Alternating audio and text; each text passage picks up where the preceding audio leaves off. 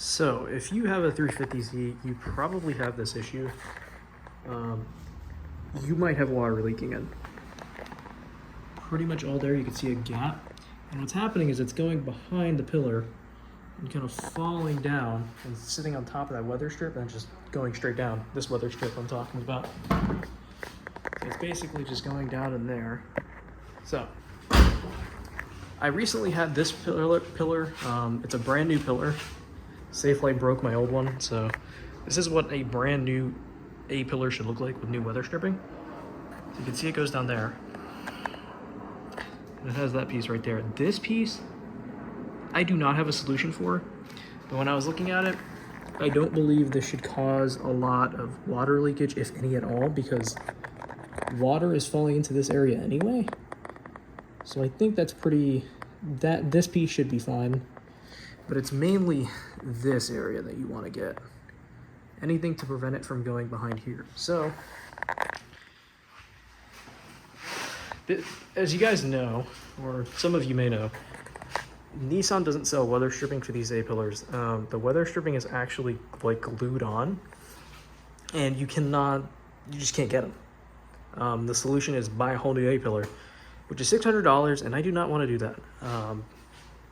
So I was having a tough time trying to figure out what would work, and I found this. I googled T-shape weather stripping, and it led me to this on Amazon. It's 6 millimeters wide, which works perfectly with it. I think you could get away with probably like 8 or 10 here, maybe a little thicker. It really doesn't matter as long as you get a good seal. And so far, this is what I've done, and it looks factory. That's with no, you can see it has a red piece here. That's the protective tape for the 3M. And I haven't taken it off, and it's in there snug. So I'm gonna pull that out and get the 3M set in there. Progress update. This is basically how it's going right now. Over here it's getting a little bit more tighter, so I'm having to put it a bit closer to where I'm actually putting it in. But basically the gist is you push it in, and then you kind of pull it out. So now it stays in there. Looks surprisingly OEM. I can't argue with it. All right, so I just finished. This is the OEM side. Technically, I could just walk over here. All right, and then I'll go to the side that I just finished with the Amazon weather stripping. You can see it worked pretty good. I mean, it looks factory.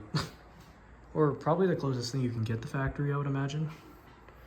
Now, about that bottom piece that you can kind of see over there, what I ended up doing is I took 2 more pieces and I slid them under each other here. But it doesn't look horrid. And I feel like it should let water run down instead of like in there. So I mean, I'm pretty sure it's getting the same objective here. I could be wrong, but I'm gonna probably wash the car in a few days and see how the leak test goes. But otherwise, I don't think it should have the same issue. I mean, possibly there might be an issue, but not really. It is like an extremely tiny gap, and I mean, that just might be cosmetic. Over here is going to be like the most questionable part.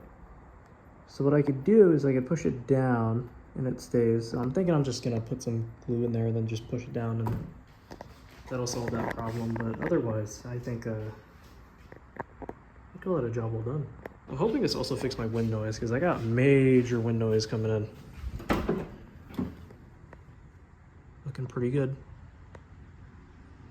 Yeah, let me know if this video helped you guys. And yeah,